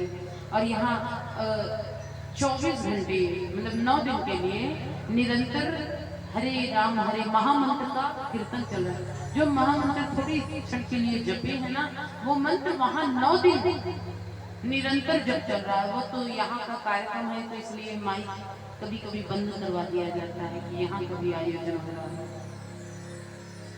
तो इतनी भक्ति भाव हो रही है आपकी सौर ग्राम में कि देखकर बड़ा आनंद मिलता है। ऐसे लगता है जैसे हमने वृंदावन को छोड़ा ही नहीं है, हम वृंदावन में ही विराजमान हैं। अब वृंदावन जाओ तो कहीं पर राधे कृष्ण कीर्तन चल रहा है, कहीं सीताराम जब चल रहा है। तो तीर्थ स्थल का यही है कि 24 घंटे कान में भगवान का नाम पढ़ना। तो यहाँ भी यही लग रहा है भैया। और फिर तो सुंदर यज्ञ के मंत्र, याज्ञिक विद्वान और मंत्र जपते हैं, जब मंत्र उच्चारण करते हैं, हवन होता है, तो फिर जब वो शांत होता है तो हरे राम हरे कृष्णा वो मंत्र चालू हो। ऐसा लग रहा है जैसे हम किसी तीर्थ स्थल पर हैं। तो घर में भी रहे तो यही अंदर भाव आए, ये बहुत बड़ी बात है। हम घर में रहकर तीर्थ स्थल में रहने जैसा आनंद प्राप्त कर रहे हैं, और क्या चाहिए। आप लोग को तीर्थ जाने की जरूरत ना है, आप कहीं ना जाओ, ऐसे ही धर्म अनुष्ठान करते रहो तो आप चारों धाम यात्रा का सुख यही बैठे प्राप्त कर लोगे। कहीं जाने की जरूरत नहीं है आपको। बलबांके बिहारी लाल की जय हो। 100 ग्रामवासी को जाने की जरूरत है, मुझे तो नहीं लगता है यार। जो यहाँ यज्ञ अनुष्ठान में सम्मिलित हो रहे हैं, घर बैठे श्रीमद् भागवत कथा सुन रहे हैं, जिनको इतना सुख यहाँ बैठे प्राप्त हो रहा है, उसे तीर्थ में क्या। परदेश कलेश नरेशन को, परदेश जाओगे तो केवल दुख मिलता है। अच्छा सुख भी मिलता है मान लीजिए थोड़ी बहुत, लेकिन दुख ज्यादा मिलता है। अरे इतनी तकलीफ होती है रास्ते में, कहीं पर भोजन मिला, कहीं खाने को भी। हम लोग को तो बहुत ज्यादा परेशानी हो जाती है रास्ते में। अब बाहर तो कुछ खा नहीं सकते, ठाकुर जी संग में उनका भी भोग लगाना है, एक एक दो दो दिन भूखे रहना पड़ जाता है। तो फिर लेते हैं फल फूल थोड़ी बहुत जो मिला, ज्यादा फल भी नहीं खा सकते, गले में दिक्कत हो जाती है। सुमीर भैया के यहाँ हम रुके हैं, मैया रोज ले आएंगी, केला खाए लो और फल चलिए।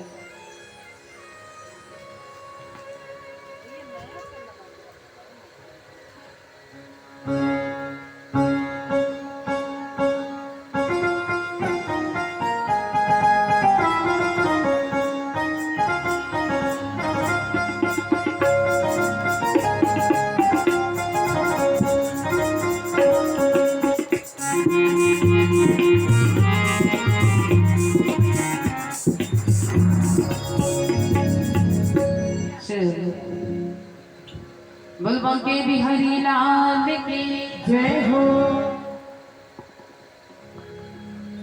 तो हम ये कह रहे थे कि ठाकुर जी को तुलसी अत्यंत प्रिय है।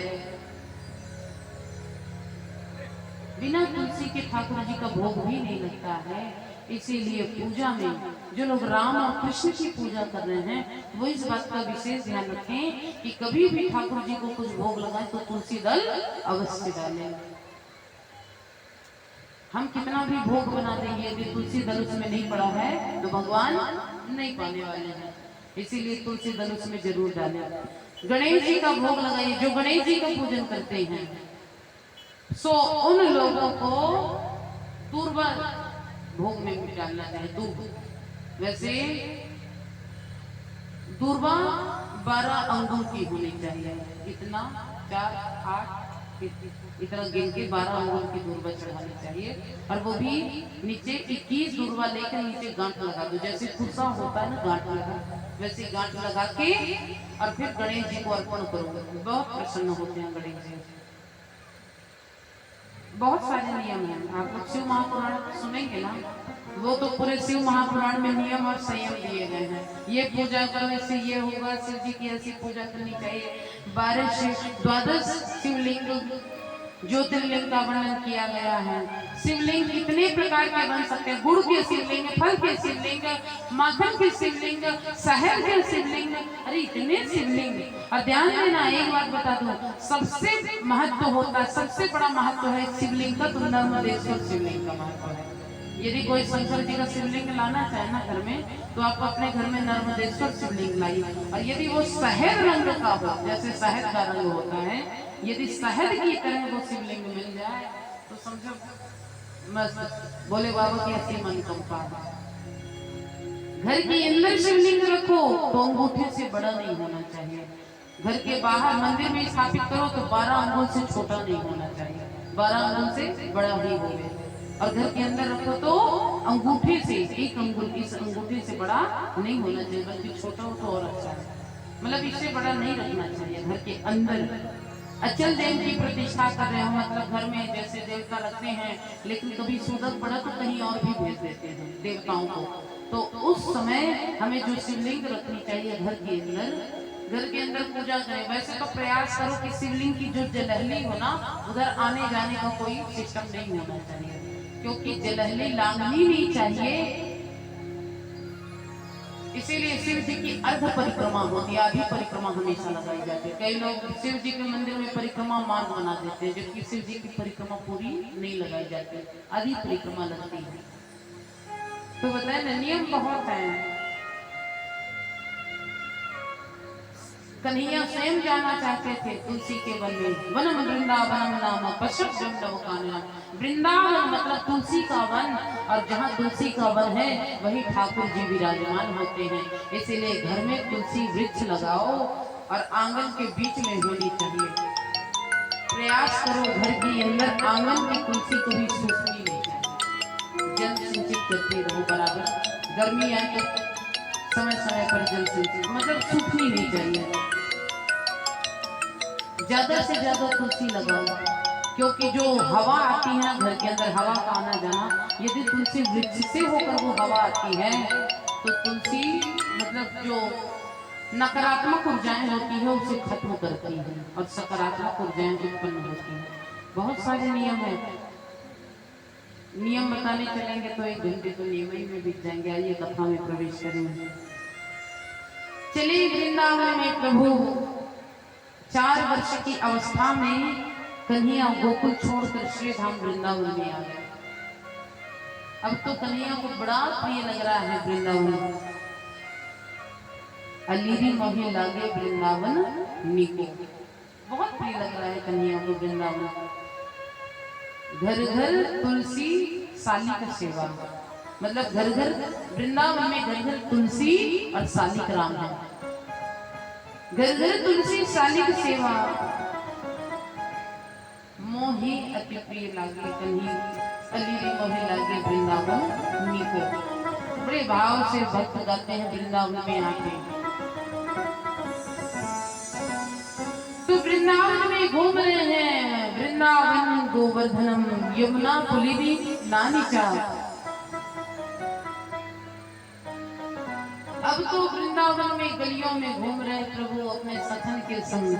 अब कन्हैया धीरे धीरे और बड़े होने लगे, 4.5 वर्ष के हो गए। कन्हैया बोले, मैया अब मोको बछड़ा चरावन के लिए बस पालतू बना दिया। मैया बोले, लाला अभी तो बहुत छोटा है, अभी कहाँ बछड़े लेकर जाएगा। नहीं मैया, मैं भी जाऊंगा बछड़ा लेकर। अब मैया लाला को टीका लगा दी और बोली, चल लाला अब तू जा बछड़ा लेकर। अब कन्हैया बछड़ों को ले लेकर चराने जाने लगे। बछड़ों को लेकर गए। कंस भेजा एक असुर जिसका नाम था वत्सासुर। ये दैत्य बछड़ा बनकर आया था, तो वत्सासुर को उद्धार किए प्रभु। एक दिन प्रभु बछड़ा लेकर आए तो आज एक असुर और आया जिसका नाम है बकासुर। ये बगुला बनकर आया था। भगवान देखे विशाल रूप धारण कर इसको 2 खंड में कर दिया, बकासुर को उद्धार किया।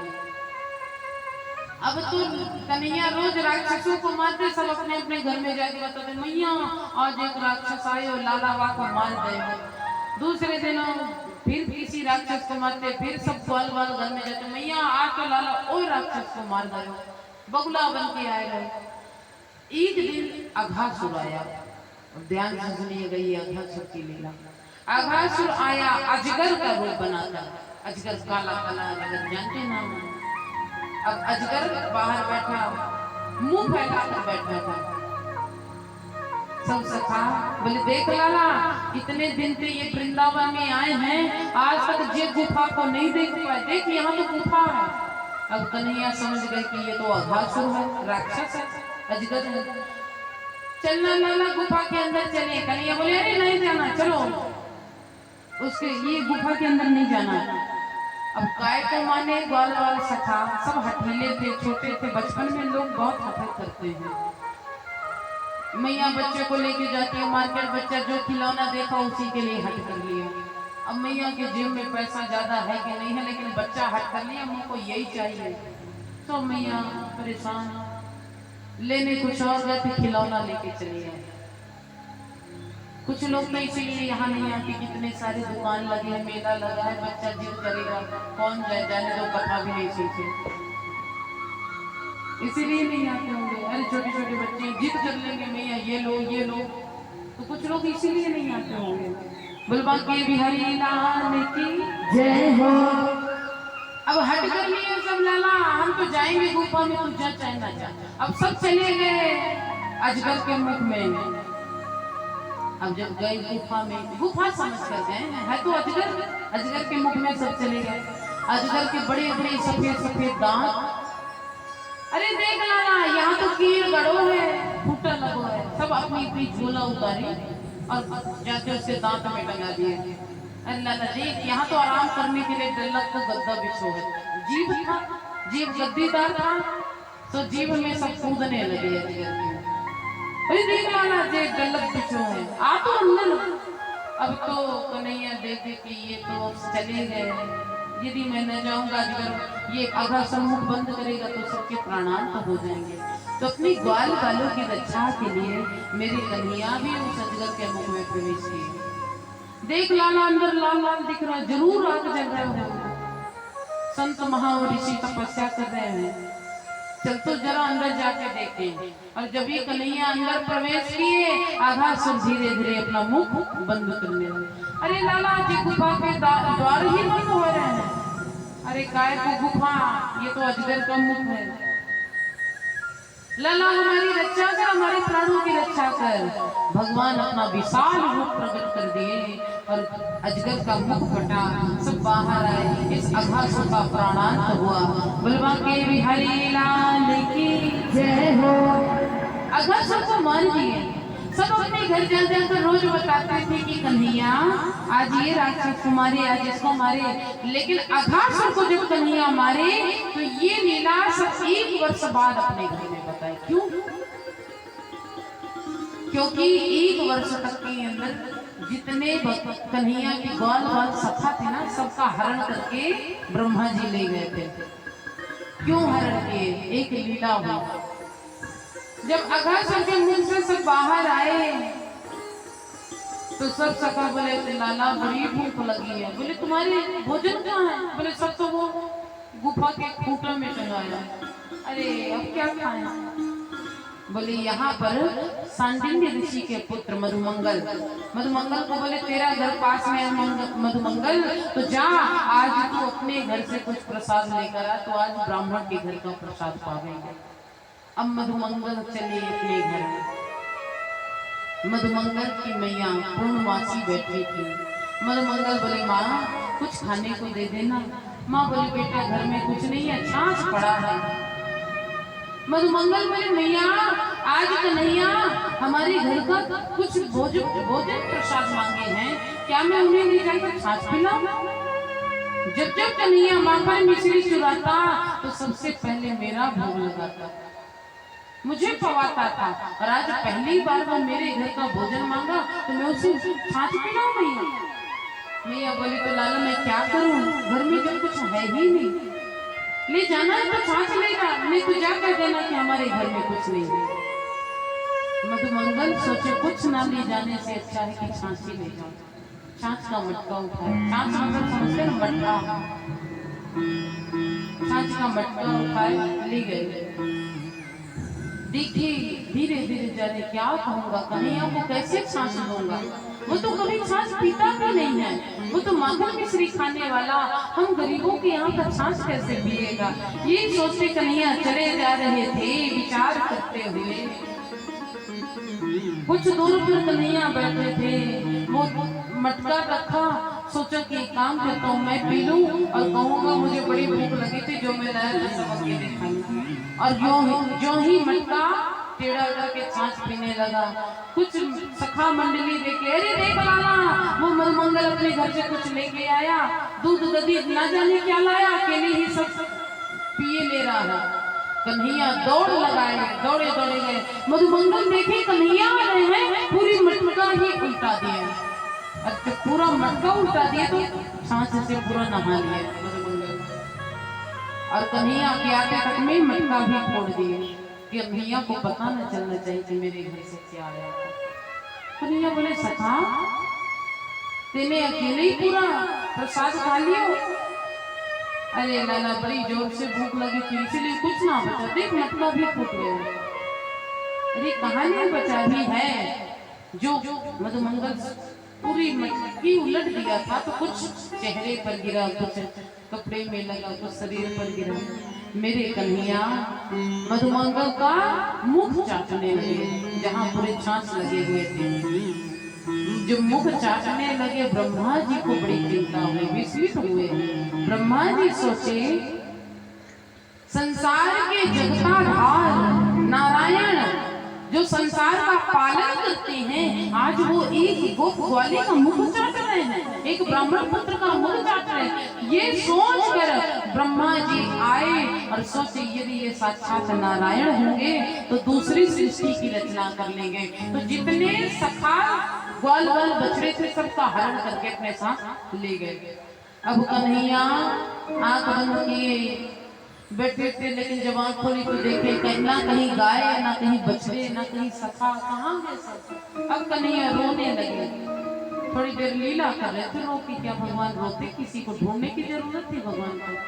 थोड़ी देर रोए लीला करते हुए, फिर सोचे कि देखो तो गए कहाँ सब। आंख बंद करके ध्यान किए तो देखे कि ब्रह्मा जी आए थे और सबका हरण करके ले गए। भगवान सोचे कि जब सब ग्वाल वाल चले ही गए हैं तो उनको लेने जाने की क्या जरूरत है।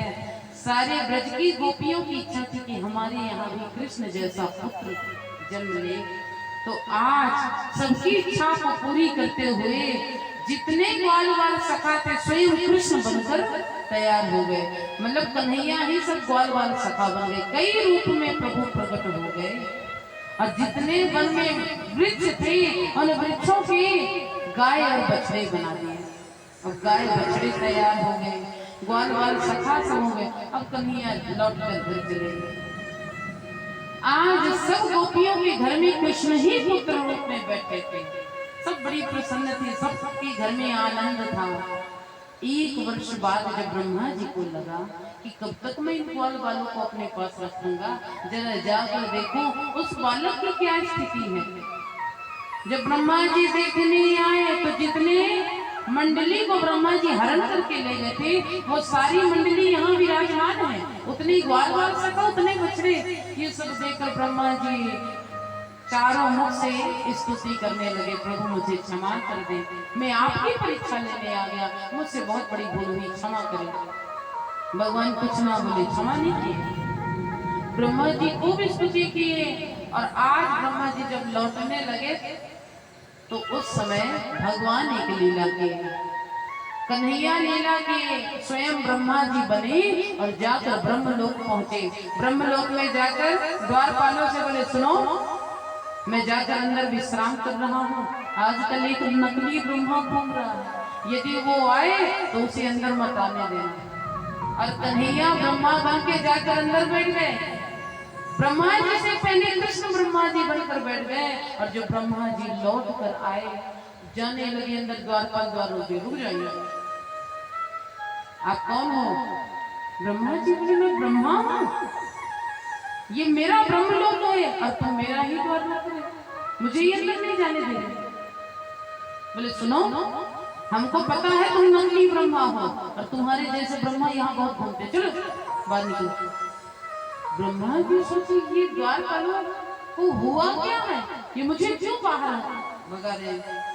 अरे मैं ब्रह्मा हूँ, सुनो हमारे असली ब्रह्मा अंदर बैठे हैं और तुम नकली ब्रह्मा हो। ब्रह्मा जी सोचने लगे, कौन ब्रह्मा दूसरा पैदा हो गया। अब ब्रह्मा जी आंख बंद करके ध्यान लगाए तो देखिए अंदर चतुर्भुज रूप में नारायण विराजमान है। ब्रह्मा जी पुनः स्तुति किए, हे प्रभु मुझसे बहुत बड़ी भूल हो गई, मैंने आपकी परीक्षा ले ली, मुझे क्षमा करें नारायण। और जब पुनः स्तुति किए तब जाके प्रभु ब्रह्मा जी को क्षमा किए और अपने ग्वाल बाल सखा को लेकर लौट आए। ग्वाल बाल सखा को पता भी नहीं चला कि एक वर्ष हम ब्रह्मा जी के कैद में थे।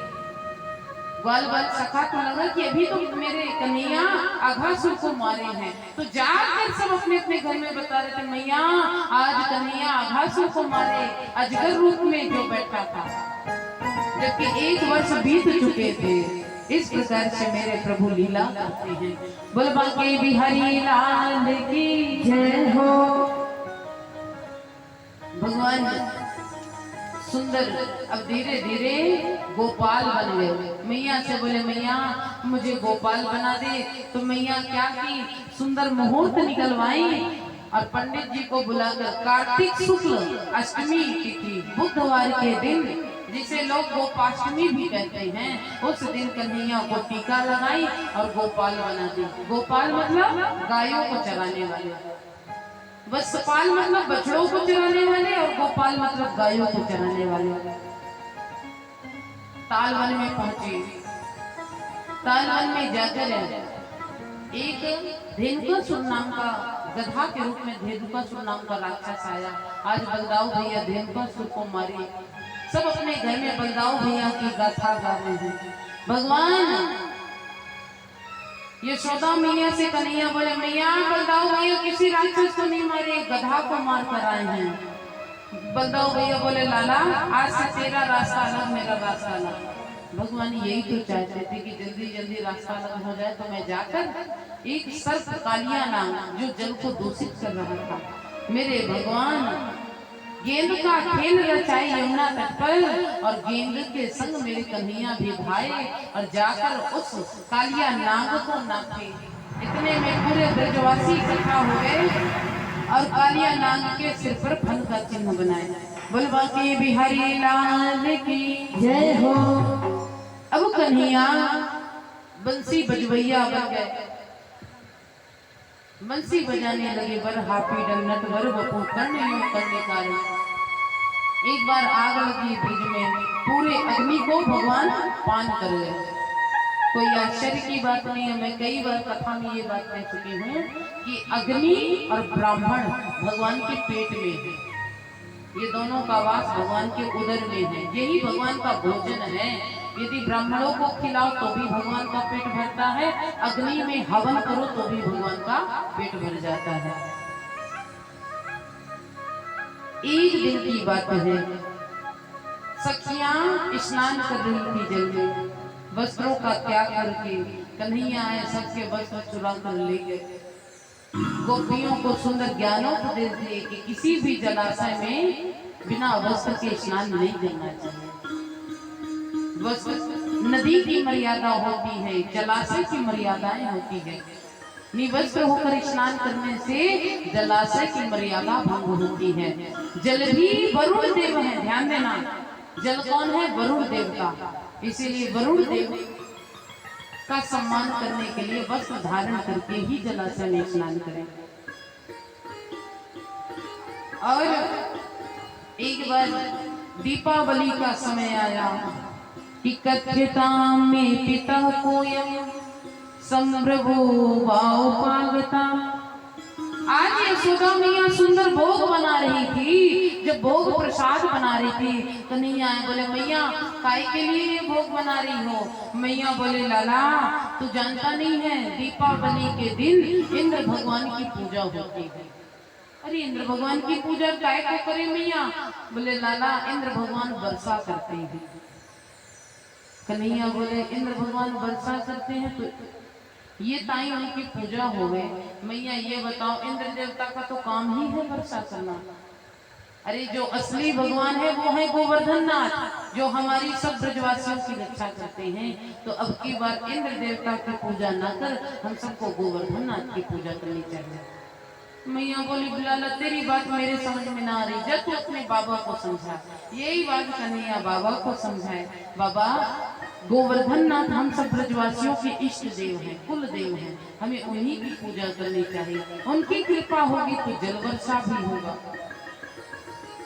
और उनकी कृपा होगी तो भूमि अनाज भी देगी। इसीलिए हमें उनकी पूजा करनी चाहिए। अब की बार कन्हैया की बात मानकर दीपावली के पूरे दिन विचार विमर्श चला और हर बार दीपावली के दिन पूजा होती थी इंद्र की। अब की बार गोवर्धन पूजा का विचार करते करते दीपावली का दिन बीत गया। अगले दिन जाकर गोवर्धन पूजा के लिए सब अपने घर से 56 भोग बनाए। यशोदा मैया ने 56 भोग बनाया, सब अपने अपने घर में भोग बनाए और सब बैलगाड़ी पर भोग रखे और बैलगाड़ी में बैठकर सब चले गए गोवर्धन नाथ की ओर पूजा करने के लिए।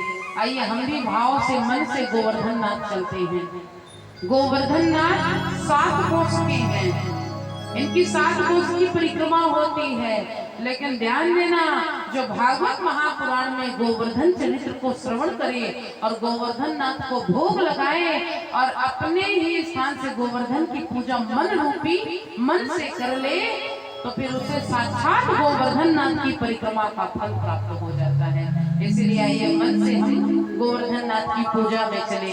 बोले गोवर्धन नाथ भगवान की जय हो।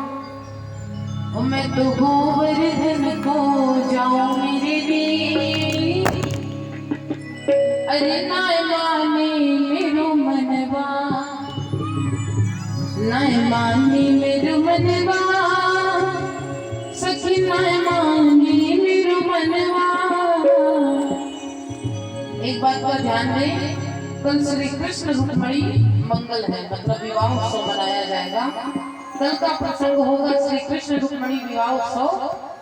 आप सब समझदार हैं, विवाह में आएंगे, किस तैयारी से आप लोग को आना है। जिनको पाद प्रक्षालन करना होगा ठाकुर जी का, माता रुक्मिणी का, वो लोग उस तैयारी से आएंगे। और जिनको जैसा भाव जिसका होगा वो आप लोग वैसे पधारिएगा। आप सब समझदार हैं। तो चलिए सब गोवर्धन नाथ की ओर चले। जो लोग भोग प्रसाद बनाकर लाए हैं वो ला कर यहाँ अर्पण कर दें। तब तक हम गोवर्धन नाथ की ओर चले। ओ मैं तो गोवर्धन को जाऊं मेरे वीर, नाय माने मेरो मतवा, मैं तो